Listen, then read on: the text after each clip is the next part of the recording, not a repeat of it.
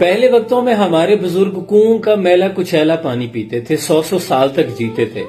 اب ہم RO سے فلٹر شدہ پانی پی رہے ہیں، 40 سال کی عمر میں بوڑھے ہو رہے ہیں۔ پہلے وہ کولو کا گندا مندا سا تیل کھاتے تھے، بڑھاپے تک محنت مزدوری کیا کرتے تھے، کھیتوں میں ہل چلاتے تھے۔ اب ہم فلٹر شدہ، ڈبل ٹرپل فلٹر شدہ تیل کھا رہے ہیں، جوانی میں ہانپتے پھرتے ہیں۔ پہلے وہ بڑے بڑے ڈیلوں والا نمک پیس کے کھایا کرتے تھے، کوئی مسئلہ نہیں تھا، صحت مند تندرست توانا تھے۔ اب ہم آیوڈین، فلٹر شدہ، ریفائن شدہ وہ نمک کھا رہے ہیں، لیکن اس کے بعد بھی بلڈ پریشر لو اور تیز ہو رہا ہے۔ پہلے وہ ببول، کیکر، ٹالی، نمک اور کوئلے کے ساتھ دانت صاف کیا کرتے تھے اور بڑھاپے تک چبا چبا کر کھاتے تھے۔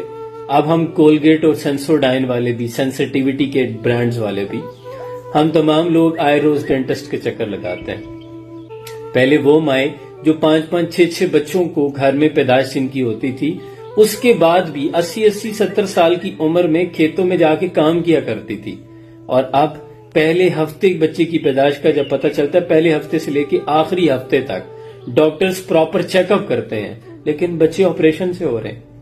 پہلے وہ نبض پکڑ کر بیماری بتا دیا کرتے تھے، دوائی دے دیتے تھے، اور اب اتنی بڑی لیبارٹریز کے بعد بھی ڈائیگنوز نہیں ہو رہا کہ بندے کے اندر بیماری کون سی چل رہی ہے۔ پہلے بزرگوں کے گھٹنوں اور کمر میں دردیں کہاں ہوتی تھی، اب ہم جوانی میں کمر اور گھٹنے پکڑ کے بیٹھے ہیں۔ ذرا تھوڑا سا کمپیریزن تو بنتا ہے نا، کہ پہلے لوگ وہ جو کالا گڑ ہوتا تھا اس کی بنی ہوئی مٹھائیاں بھی بڑے شوق و ذوق سے کھاتے تھے، اور اب کھانے سے پہلے بتا دیا جاتا ہے کہ شوگر ہے۔ جب ان تمام چیزوں کا احاطہ کرتے ہیں تو فیصلہ کرنا مشکل ہو جاتا ہے کہ انسان نے ترقی کی ہے یا زوال پذیر ہو گیا ہے۔ پہلے اشیاء کی یوں فراوانی نہیں ہوتی تھی، کبھی کبھار گھر میں گوشت پکا کرتا تھا، ایک ایک بوٹی حصے میں آتی تھی، لیکن لوگ خوش تھے۔